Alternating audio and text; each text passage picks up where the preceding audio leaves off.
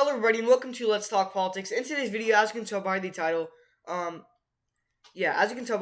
Joe Biden this past month, or ever since he took office, isn't taking people's questions from briefings.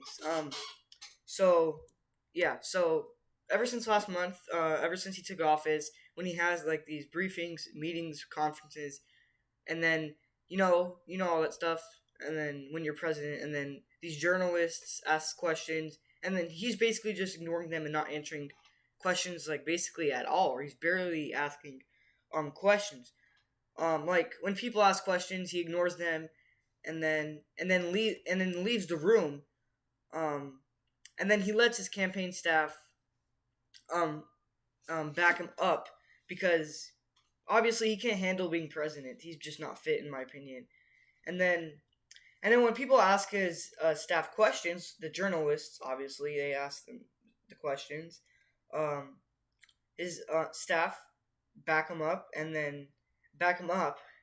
So Joe Biden basically just, like, I don't know, leave the room, and then his staff takes over, and then they don't even answer it as they barely even answer it as well. They just like answer, but they don't tell them the answer. They're like they're not going to answer that or something. So um so yeah. Okay. So and then yeah, cuz they obviously know his policies and his handling of being a president is horrible, obviously. So the questions they asked him or his campaign staff, but don't answer. Well, they do answer, but like, yeah, they don't want to, answer the question. But they do respond to the person, but not answer the question or the journalist. But they ask questions like, how will you solve the border crisis? Which, by the way, there was not a border crisis. We did not have a border crisis when Donald Trump was in office in his 4 years, which wasn't amazing. And they also asked him questions like, do you call the problem at the border a crisis, and more things like that. Not just about the border crisis, which is a crisis, by the way, because Joe Biden is doing a horrible job at being president just to get up there, just to get out the way. Okay, so honestly, Joe Biden is giving himself more of a headache. To be honest, he is giving himself more of a headache. Because the border problem was fixed when Donald Trump was in office, and he didn't have to do any. Joe Biden didn't have to do anything. He just gave himself more of a headache by opening up the borders and then making this crisis happen again when it was happening with Obama's administration. But yeah. Besides from all this, we're also going to be looking at why we're also going to be taking a look at why is Joe Biden and his staff ignoring and not answering these important questions that must be said. And maybe because he just doesn't have the time, or probably, I don't think so. Probably it's just because he is hiding himself from the questions because he knows that he is doing a horrible job and these questions will hurt him. We'll have to find out later on the video coming up really soon. Okay, so let's just jump right into the video. Okay, so Joe Biden and his staff has been ignoring questions from these journalists from his briefings for about a month now. So whenever he's like done talking, in his briefings, he's supposed to answer a few questions from the journalists. So whenever he's done talking, any president, whenever they're done talking in the briefings, they usually answer some questions from the journalists, but not with Joe Biden. When he's done, he just ignores them and gets out of the room, and then makes his campaign staff back him up. They don't even answer questions as well, so that's not really backing them up. But yeah, okay, so and they just ask him questions, and he just gets out of the room. So yeah, okay, and I think in Joe Biden's 4 years in office so far, I think he will never or barely answer questions. Not never, but like barely answer questions. um his entire 4 years, because his whole 4 years will be a fail in my opinion. So they're gonna have some really you know hard questions because he's gonna do a bad job in his 4 years. Okay. Um. Next slide. Um. Okay, so there's currently a crisis at the borders at the southwest. There's currently a crisis at the southwestern borders in Texas, New Mexico, Arizona, and my home state of California. Okay, so there was never border crisis with the Trump administration. By the way, just to get that out there again, this crisis is that he opened the border to let kidnappers, smugglers, illegal immigrants, um, people who litter, anything you name. It just he just lets them flee at the border and through our country. Um, that brings more crime to our country, and this is why why we need the wall, which we had with the Trump administration, which was the best thing you could ever have, to be honest. Just admit it. This gives more work for the border patrol, law enforcement, and people who live next to the border are unsafe, and it needs to stop. They are unsafe. The people who live next to the border of these four states: California, Texas, southwestern states, Arizona, and New Mexico. And it even gives a headache to the main who it even sorry not main. It even gives a headache to the man who started this again, who is named Joe Biden.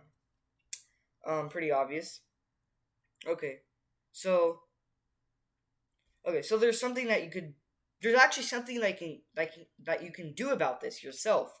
Um, okay, so yeah, there's something you can do about this yourself. And the thing is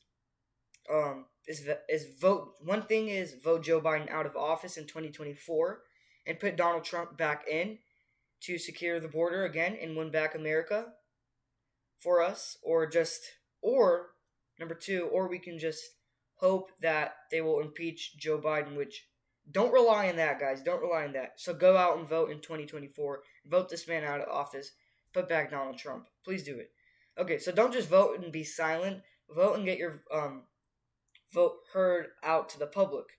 Or if you want America to lose for 8 years and have this guy again, don't vote and just